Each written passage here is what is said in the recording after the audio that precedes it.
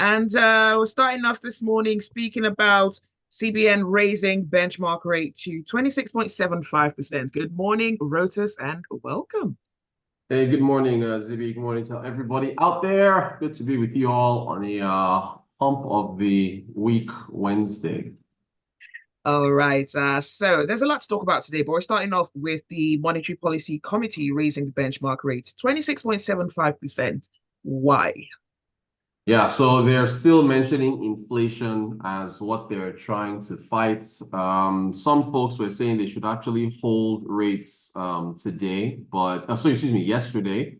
But the CBN governor in his press conference, which was live around 2 p.m. yesterday, he said that the committee is still sees inflation as an issue, and they're just going to use their own tools on their own side to try to bring it down. And they did mention the fact that at least month-on-month inflation had been decelerating, at least since between February and May. It did tick up again in June. And then year-on-year inflation, that continues to climb. So, at least on their side, I'm emphasizing their side, on the monetary policy side, they have to do what they do. So that's the reason why they increase the rates. All right, so this battle to tame inflation has been ongoing, but it just seems like it keeps rising. Are they missing something? Well, they keep dropping hints in every meeting, saying that, as every press conference, that look, the fiscal side needs to do something. They keep talking about insecurity with farmers. They keep talking about, infrastructure and stuff like that. And I know we'll get to an extra budget that's been approved. They are trying to tighten conditions, but the fiscal side keeps doing things to expand, right? They are, so they're not quite aligned, as with the way things stand. And I guess it's because of the conditions around the country, because cost of living is high. So you have the fiscal side distributing food. They've approved more spending that's going to probably add to the money supply, which is part of the reasons I was driving up inflation. There's a number of issues there, but the monetary side can only do what they can. The fiscal side has to also join in order to try to arrest this issue. Mm. So for regular folk like you and I, and perhaps even for investors, what does this mean? Well, for regular folk, borrowing costs will continue to increase. Banks will notify people and tell them that the loans that they have are being repriced upwards. Borrowing costs are already high to begin with. We're in a high interest rate environment, so that's going to continue to go up.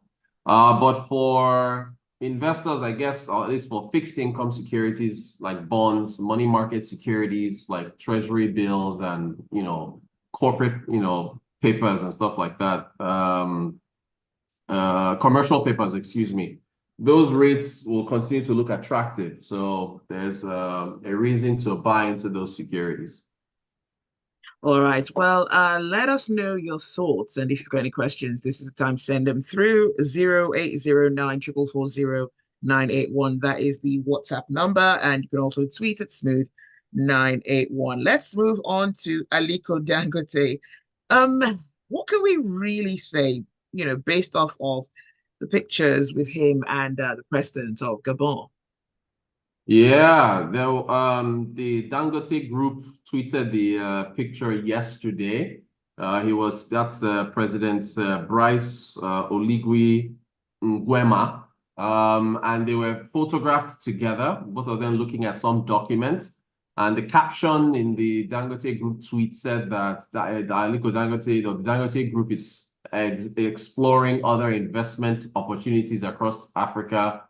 And in particular for Gabon, they are looking at cement and fertilizer. So it looks like he's just trying to expand his footprints across the country, across the continent.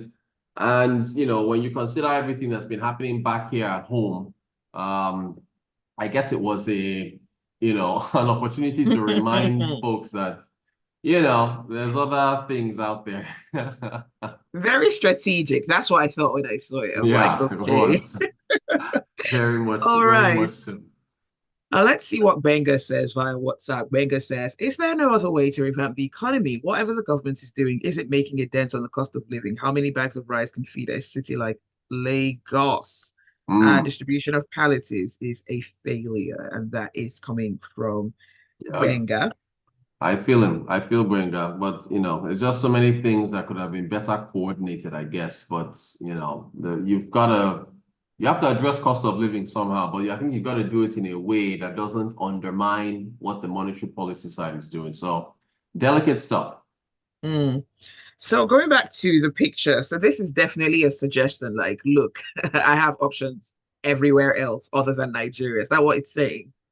Yes, he is. I mean, look, Gabon is not Nigeria. It is, it's a very small country. Gabon has what's Gabon's population? 2.3 million, I think.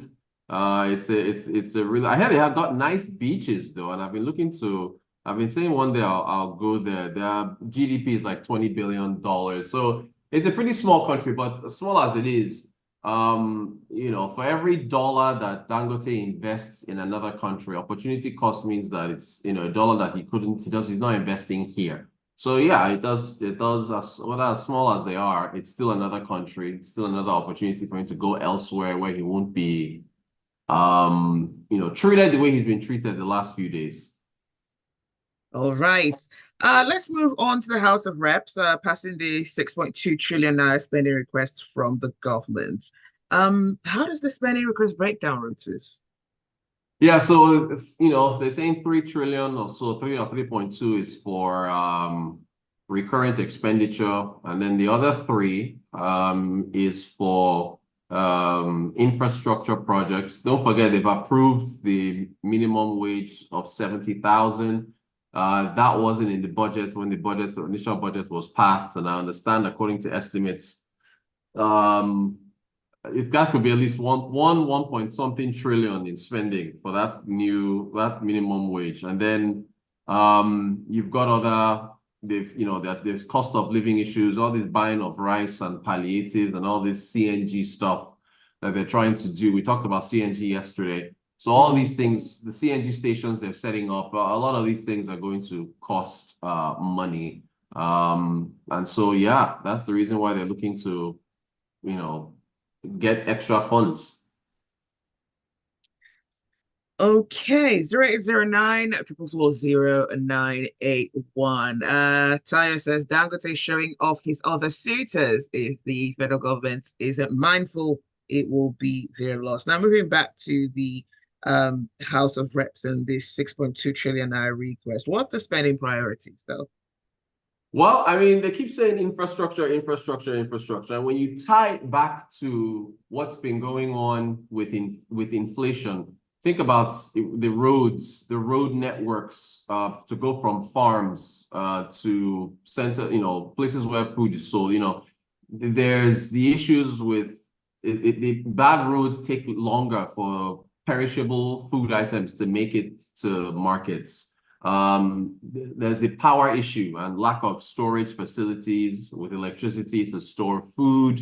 Those are the kind of issues that they want to spend money. And then again, there's also the minimum wage. There's also, trying to provide assistance, because I feel like the federal government might have to hold the hand of some states. Again, this minimum wage thing, there's still states that haven't even been able to pay 30,000. So I don't know how they're able to do 70. I mean, I know some states, Edo State has independently announced 70,000. Cross River said 40. So I don't know how many states are going to be able to support this thing. But either way, the spending priorities are infrastructure, minimum wage, and then just trying to provide more welfare assistance to those that need it. How exactly will this be funded though? Well, we know about that one-off windfall FX tax, 50% on banks. I don't, how they plan to get that forward, is going to remains to be seen, because they basically said that banks that made money from the dollar going from 440 to, where it is to what, seven something, or is it over 1,000 in 2023? They want to take those at least half of those gains, but they're also the unrealized gains. They haven't really been those profits haven't been booked, right? So like if you take your domiciliary account, $1 you had at 440 is now worth over 1,500, but you haven't sold that dollar yet to realize that profit. It's still sitting in your domiciliary account. So, and then they've also used the FX they have. They are doing, derivatives, and they are doing swaps. They're doing things with that money. So it's gonna be interesting to see how the government realizes that money. So that's part of how they want to fund it, as well as other initiatives. All right, let's take a message from Fine Oluburoko, and he says, I will say good luck to Dangote with regards to the Gabon deal. If he likes, he can also relocate the refinery there. Believe me, we won't miss him because there are people like him that want to invest in Nigeria but don't have the government support. And this possibly is the support that Dangote has always had up until the previous administration. Mm. Well, to move that refineries, that's that no, that you can't move that refinery. That thing is there. So, although he did suggest, so I thought he was probably bluffing that he could sell it off to the Mm, NNPC. Yeah, so there's never a loss for drama in Nigeria. So many things to observe. indeed. Well, that's all the time that we have for Business Express this morning. Thanks for listening. Thanks for sending your messages through. And thank you, Rotus. Have a beautiful day ahead. Thanks, Zibby. Catch you guys tomorrow. Take it easy. That's it for Business Express. Do stay with us. Do stay with us. There's more to come on Smooth Breakfast.